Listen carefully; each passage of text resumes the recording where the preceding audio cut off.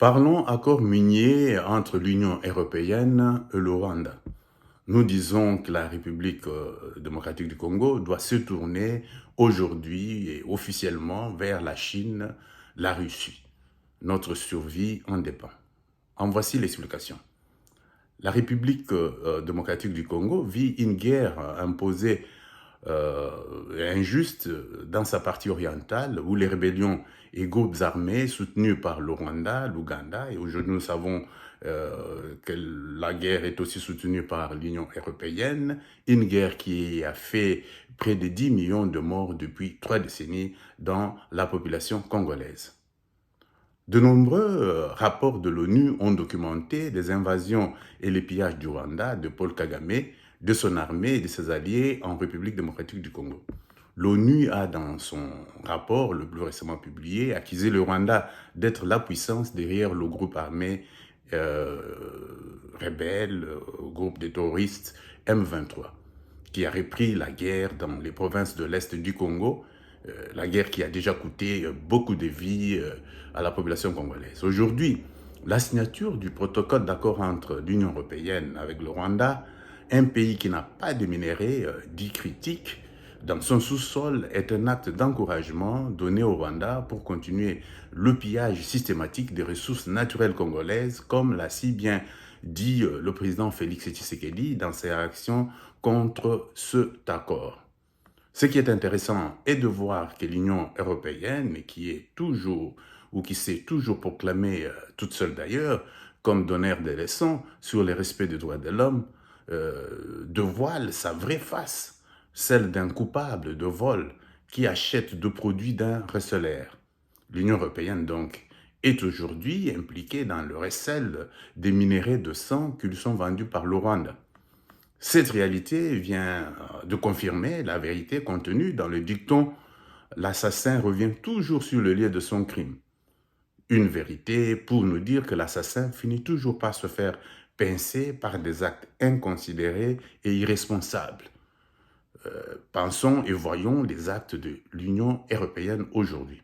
Tout compte fait, cette Union européenne a perdu toute sa crédibilité dans le monde des gens épris de justice et de paix et de dignité humaine par le fait non seulement de ne pas avoir de la considération pour le peuple congolais, mais d'être la force derrière les génocides, les crimes atroces perpétrés au Congo par sa guerre de procuration faite à la RDC via son soutien au Rwanda, pays agresseur et pilleur de ressources du Congo.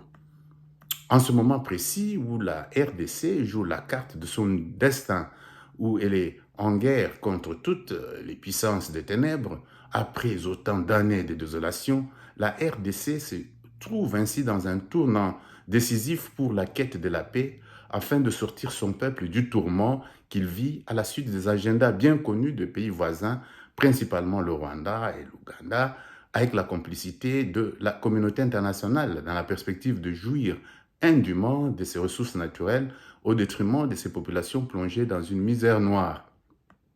Ainsi, l'aide et la mission de l'Union européenne que nous considérions autrefois comme ange gardien pour la RDC, par exemple, s'achève avec ce scandaleux accord minier. Cet accord de l'Union européenne avec le Rwanda vient de mettre au clair leur intention cachée de balkaniser le Congo et de le voir disparaître du globe. En effet, loin d'accompagner la RDC dans le combat pour sa vivification, l'Union européenne prête plutôt oreille au cahier des charges de ses agresseurs, la contraignant ainsi aux négociations avec eux. Au vu de l'état actuel de choses et du contexte du monde aujourd'hui confronté à des relations et des interactions de plus en plus complexes, lesquelles interactions génèrent un environnement des risques et des opportunités avec incidence sur le mode de gestion des États, il est dès lors de bons aloi que la RDC, pour la protection de sa population et de son territoire national, développe des relations avec d'autres pays. Nous envisageons voir la présence de Russes, de Chinois au Congo. Soulignons ici que tout rapprochement entre Kinshasa et Moscou ou Pékin ne devrait pas donner lieu à un cas de détention avec les Occidentaux, étant donné que ces derniers ont fait le choix de faire la guerre par procuration à la RDC. La RDC doit se défendre. Elle est dans ses droits de légitime self-défense. Rappelons que les États-Unis et la Russie soutiennent des conflits régionaux dans leurs propres intérêts, connus sous le nom de guerre par procuration. En effet, il n'y a jamais de combat direct à grande échelle entre ces deux superpuissances. La guerre n'est menée que par les biais de conflits indirects. Si le lion a pitié de la gazelle, c'est lui qui va mourir de faim, dit-on. Il n'y a aucune pitié dans le monde des affaires ou quand il s'agit de survivre. C'est ainsi que le voix de tous les Congolais, de femmes et hommes épris de paix dans le monde s'élève pour demander aux Occidentaux et multinationaux de se résoudre sans embâche au retour de la paix en République démocratique du Congo.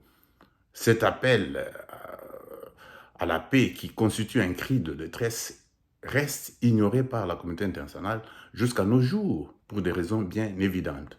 Certes, cette situation de turbulence en RDC est due aux difficultés structurelles de sa politique intérieure et extérieure. Entre autres, la RDC ne parvient pas à percer le mur de la communauté internationale pour faire entendre sa voix et susciter ainsi l'adhésion à ses desiderata. Il va aussi sans dire qu'en plus de la faiblesse de notre armée, qui doit être réformée profondément, la diplomatie congolaise accuse des déficits. Elle a du chemin à parcourir pour acquérir ses lettres de noblesse. De nos jours, la gouvernance politique n'est plus l'apanage de seuls gouvernants et autres entités politiques.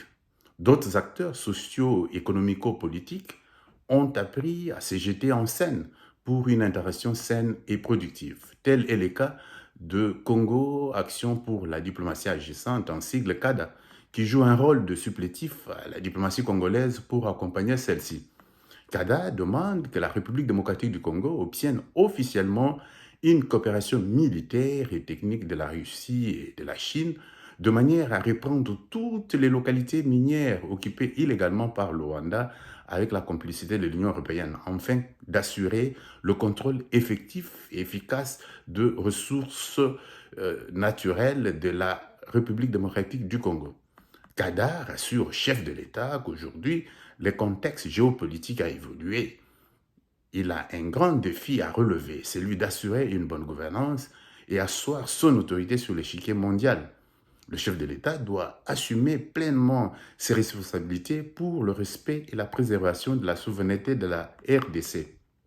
En d'autres termes, notre pays doit préserver son indépendance et sa capacité à ne pas se voir imposer la volonté des autres sur l'ensemble de notre territoire national.